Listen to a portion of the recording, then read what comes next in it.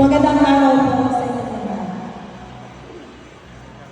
Ako po ay lubos na nagkakalat na ipakilala ang ating espesyal na panauhin para sa araw na ito. Isang karangalan para sa ating lahat na magkaroon ng pagkakataon na magilahok sa pagdiriwang ng ating pagtatapos. At mas lalong nakakatuwa na mayroon tayong isang natatanging individual na magbibigay inspirasyon sa ating mga nagsipagtapos. Ang ating panauhing tagapagsalita ay isang huwagang personalidad sa kanyang larangan.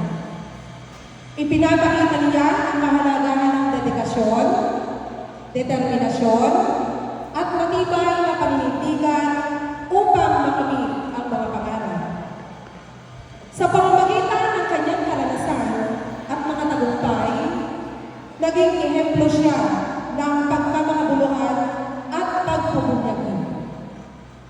Siya ay isang pilantropo na may busilak na puso, handang tumulong at magbigay ng walang hinihintay na kapatid.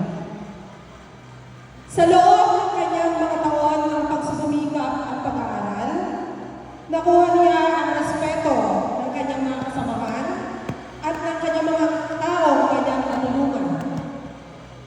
Ang kanyang mga nagawa at mga adhikain ay nagpapakita ng kanyang malasakit sa kapwa at sa mundo ang ating dinadalawan. Dahil sa kanyang kabutihan, kaya naman lubos ang pagpapala sa kanya at sa kanyang pamilya. Sa pamamagitan ng kanyang mga salita, tiyak na makakakuha tayo ng mahalagang aral at inspirasyon na magbibigay daan sa ating tungo sa tagumpay.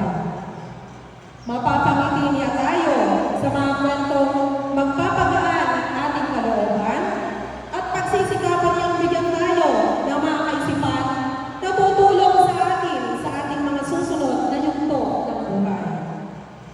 Ang kanyang mga magulang ay sina Ginoong Roberto Casabay at Ginang Emma Casabay. Isinilang siya noong taong 1977 sa poblasyon sa Nicolas, Batangas. Sila ay 4 na magkakapatid at 2 ang anak niya. Nagtapos siya ng elementarya noong 1990 sa San Nicolas Central School. Natapos niya ang sekundarya kung saan kami po ay naging PFL. Taong 1994 sa San Nicolas Academy. Kaya siya po ay kilala ko.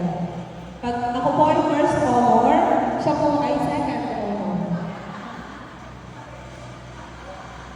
At dahil sa kanyang pagtataga para mabuhat ang kanyang mga pangarap sa buhay, nagtapos siya ng Bachelor of Science in Social Work taong 1998 sa St. Bridget College at nakapasa, matalino din naman, ng Licensure Examination of Social Work noong taong 1999. Dahil nais niya na matagdagan ang kanyang kaalaman, kung kaya siya ay kumuha at nagtapos ng Master's Degree at Philippine Women's University noong 2011. Nagtapos din siya ng Culinary Arts sa SKD Culinary School of Batangas noong 2017. At dahil sa kanyang aking galing, siya ay former professor of Social Work Department sa St. Bridget's College.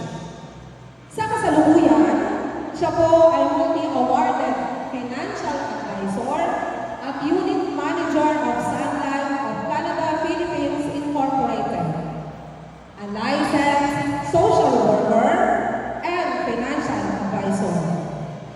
At higit sa lahat, isa din siyang business owner ng kanyang integrated farming. Pero ito po'y inililihim niya. Ang nag-iisang asawa niya at talaga namang mahal na mahal niya at patunay na makakita sa mga FB posts at reels na matagumpay din sa larangan ng Sun Life, si Sir Jerome Zulina. At siyempre pa po, gumana ang kanyang sinapupunan at sa kabutihang palad ay nabiyayaan ng isang malusog at guwapong anak. si Gerson Angelo C. Zolina. Hinihimo ko kayong makinig ng buong puso at maging handa na tanggapin ang mga aral na ibabahagi ng ating espesyal na panauhin. Ang kanyang mga salita ay naglalayong maghatid ng pag-asa, inspirasyon at pagkakakilanlan na magiging gabay natin sa mga darating na pagsubok.